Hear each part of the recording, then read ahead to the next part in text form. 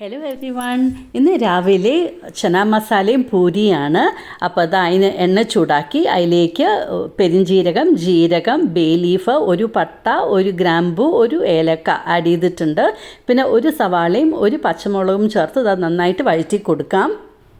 എന്നിട്ട് ഒരു table spoon നമ്മുടെ ജിഞ്ചർ ഗാർലിക് പേസ്റ്റ് ആഡ് ചെയ്ത് കൊടുത്തിട്ട് വീണ്ടും നന്നായിട്ട് നമുക്ക് വഴറ്റി കൊടുക്കണം. ഇതിൻ്റെ പച്ചമണം ഒന്നിക്ക് മാറിക്കിട്ടണം.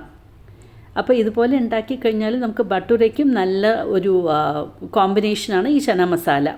ഇപ്പോൾ പൊടികൾ ആഡ് ചെയ്യുകയാണ്. ഒരു 1 ടീസ്പൂൺ നമ്മുടെ chilli powder, 2 teaspoon coriander powder, 1/2 teaspoon garam masala, 1/4 teaspoon നമ്മുടെ ടേമറിക് പൗഡറും.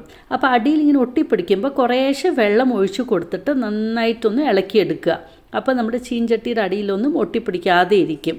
അപ്പോൾ കുറേശ്ശെ വേണം വെള്ളം ആഡ് ചെയ്ത് കൊടുക്കാനായിട്ട് ഇതുപോലെ. അപ്പം നല്ല ക്ലീനായിട്ട് നമുക്ക് നമ്മുടെ ചീഞ്ചട്ടിയിൽ വന്ന് കിട്ടും. അപ്പോൾ ഇത് ഇങ്ങനെ പൊടി ആഡ് ചെയ്യുമ്പോൾ ചീഞ്ചട്ടി അടിയിലേക്ക് ഒട്ടാനുള്ള ചാൻസസ് ഉണ്ട്. നിങ്ങളും കണ്ടു കാണുമായിരിക്കും. ഇങ്ങനെ ചെയ്താൽ മതി. ഇപ്പോൾ ഞാൻ 3 തക്കാളി ഇങ്ങനെ അരച്ച് പേസ്റ്റ് ആക്കിയിട്ടുണ്ട്. അപ്പോൾ ആ ടൊമാറ്റോ പേസ്റ്റാണ് ആഡ് ചെയ്ത് കൊടുത്തിട്ട് വീണ്ടും നന്നായിട്ട് വഴറ്റി കൊടുത്തു.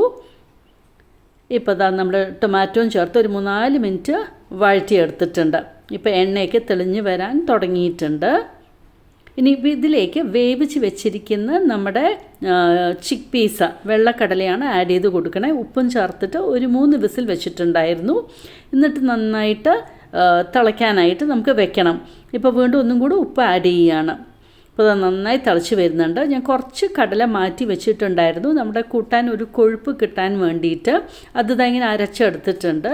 അപ്പോൾ ഈ അരച്ച കടലയും ആഡ് ചെയ്ത് കൊടുത്തു കഴിഞ്ഞാൽ കൂട്ടാൻ നല്ല തിക്ക് ഗ്രേവി ആയിട്ട് നമുക്ക് കിട്ടും. അതുപോലെ കടല വേവിക്കുമ്പോൾ നമുക്ക് വേണമെങ്കിൽ ഒരു ടീ ബാഗ് ഇട്ടിട്ടും വേവിക്കാം. ഇപ്പോൾ ആ ബ്ലാക്ക് ടീ ഒക്കെ ഇടുമ്പോൾ ഈ കളർ തന്നെ അങ്ങോട്ട് മാറും. പക്ഷെ ഞാൻ അത് ചെയ്തില്ല. ഇപ്പോൾ വീണ്ടും നന്നായിട്ട് അങ്ങോട്ട് ഇളക്കി കൊടുക്കുകയാണ്. ഇനി ഒരു 2-3 മിനിറ്റ് വീണ്ടും ഇത് ബോയിൽ ചെയ്യട്ടെ. അപ്പോൾ നന്നായി തിളച്ച് വന്നിട്ടുണ്ട്.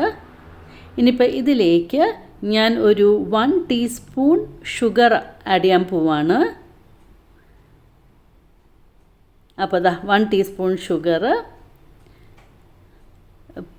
വീണ്ടും നമുക്ക് നന്നായിട്ടൊന്ന് ഇളക്കി കൊടുക്കാം.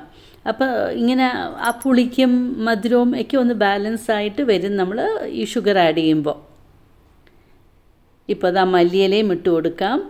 ഇനി ഫൈനലി കസൂരി മേത്തി നമുക്കൊന്ന് പൊടിച്ചിട്ട് അതും ആഡ് ചെയ്ത് കൊടുക്കാം. അപ്പോൾ അങ്ങനെ നമ്മുടെ അടിപൊളി ചന മസാല റെഡി ആയിട്ടുണ്ട്. അപ്പോൾ ഇത് നല്ല ടേസ്റ്റിയാണ്. നമുക്ക് പൂരി, ചപ്പാത്തി, ബട്ടൂരയുടെ കൂടെയൊക്കെ കഴിക്കാനായിട്ട്. അപ്പോൾ രാവിലെ ബ്രേക്ക്ഫാസ്റ്റിനാണ് ഞാൻ ഉണ്ടാക്കിയത്. അതാണ് ഞാൻ നിങ്ങളുടെ കൂടെ ഷെയർ ചെയ്തത്. ഇപ്പോൾ പൂരിക്കും പരത്തി വെച്ചിട്ടുണ്ട്. എണ്ണയും ചൂടായിട്ടുണ്ട്. ഇനി നമുക്ക് പൂരി ഉണ്ടാക്കിയാൽ മതി. ഫസ്റ്റ് പൂരി എപ്പോഴും ഫുൾ അങ്ങോട്ട് കൊമളച്ച് വരില്ല. എന്നാലും കുഴപ്പമില്ല. ഫസ്റ്റ് പൂരി മോശമില്ലാതെ വന്നിട്ടുണ്ട്.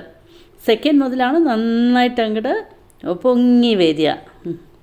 ഇതിപ്പോൾ ഫസ്റ്റ് തന്നെ ഒരുവിധം ശരിയാക്കി കിട്ടിയിട്ടുണ്ട്.